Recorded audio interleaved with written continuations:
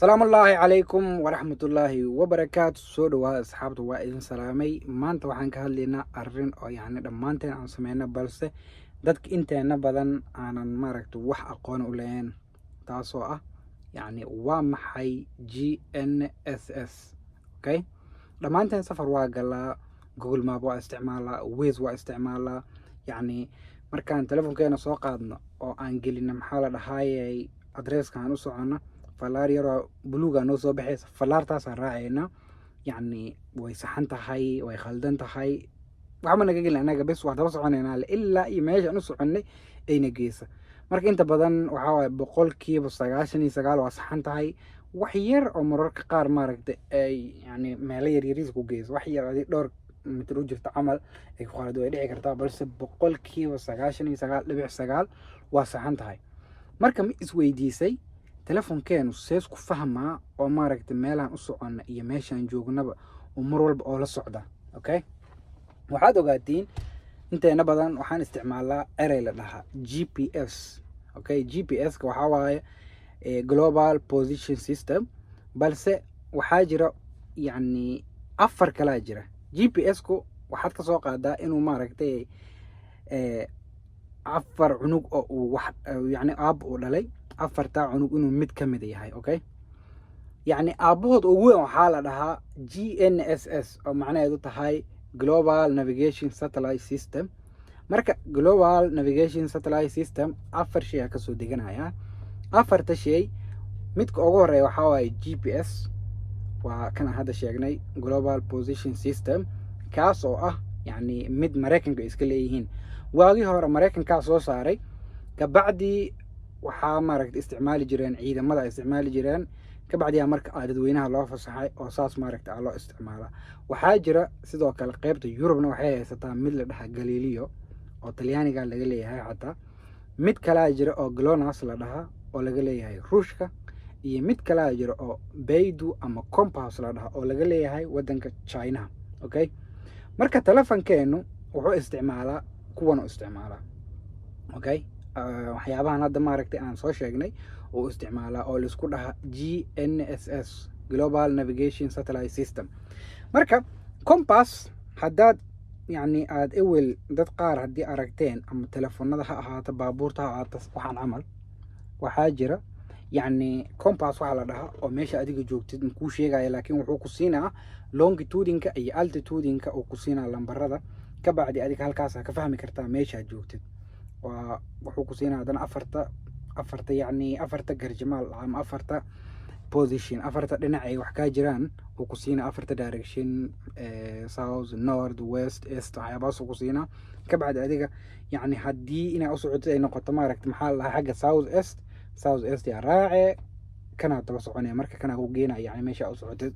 inta badan waxaa isticmaalaan dadka oo badda ama ay dadkii hore oo warqadaha caadiga isticmaali jireen zaaid u isticmaalaan. kaas hadda ma jira, laakiin waa laga soo gudbiyay. waxaa la isticmaalaa Google Map, Waze iyo maxaa la dhahayay waxyaabo badan.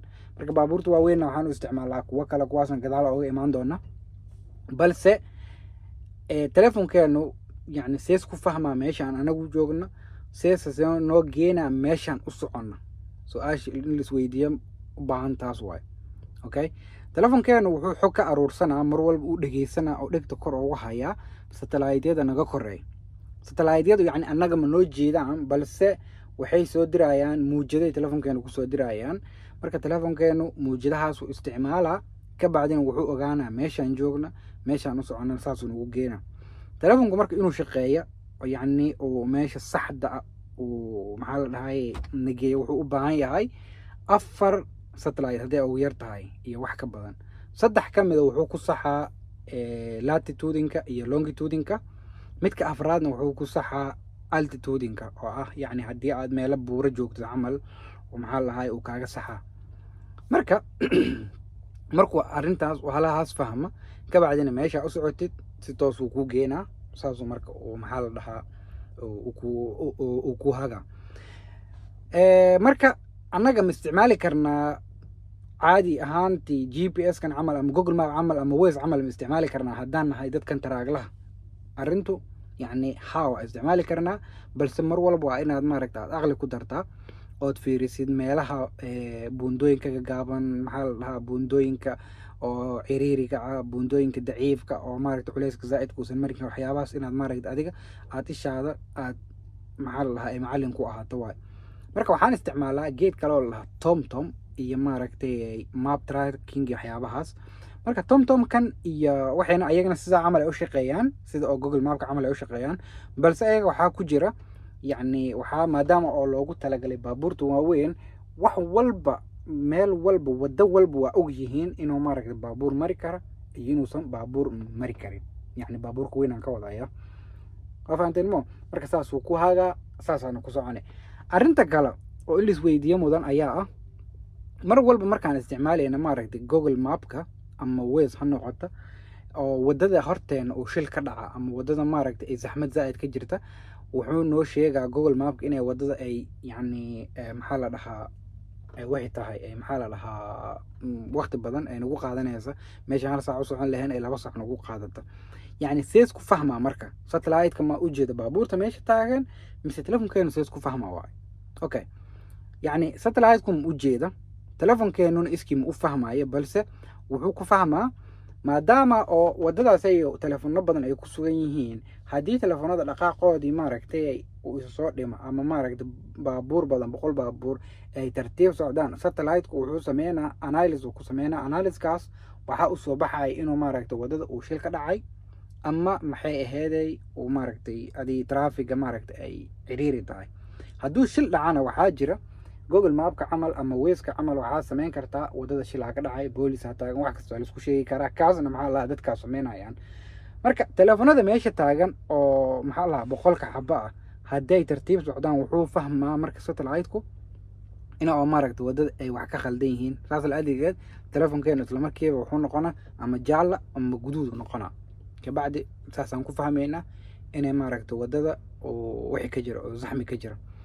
marmarka qaarna intaadan bixinba waddada oo iska caadi ah waxaa dhici karta inuu ku dhaha waddada saacad hebel 12 saac oo galabnimo camal waddadaaseyo zaxmiyay noqone. marka sees ku fahmay, wuxuu ku fahmaa waxaa waaye mar walba waddadaaseyo maadaama oo dadka isticmaalayaan yacni maalmaha oo waqtigaas ama saacadaas camal mar walba inay noqoto maaragta waddada ay jam noqoto wuu fahmaa, maadaama oo wuxuu fahmaa dad yacni shaqada ka soo baxayaan waxyaabahaas. yacni algoritmka oo mar walba maalin walba maaragta waddadaasi controlka ku hayaan waxay fahmayaan maanta 100 qof ahaan soo mareen, 1000 qof ahaan soo mareen isla hal mar, waddada ciriiri ay noqotay, maalinta xigta, maalinta saddexaad, maalinta afraad. haddii waddada ay shaqa ka socotana hal mar haddii meesha shaqa la soo geliya yacni ilaa shaqada ay ka dhamaato waxay fahmaa inay shaqa meesha ka socoto oo aad la kulmi kartid wax ciriiri ah ama maaragtay zaxmi ah. insha allah waxaan rajeynaa inaan maaragtay isku dayay inaan maaragtay aan fahana waa maxay waxyaabahan aan isticmaala oo sida google mapka iyo waze iyo tomtom iyo waxyaabahaas. insha allah waxaan rajeynaa inaan maaragtay maxaa la dhahaa aad wax ka fahantay. haddaad wax ka fahantay insha allah ama wax kale oo dheeraada ama wax haddaan khaldi ay jiraan commentiga igu reeb. waxaana kaa codsanaa inaad insha allah aad subscribe saartid channelka. mahadsan tahay. asalaamu allaahi calaykum waraxmatullaahi wabarakaatu.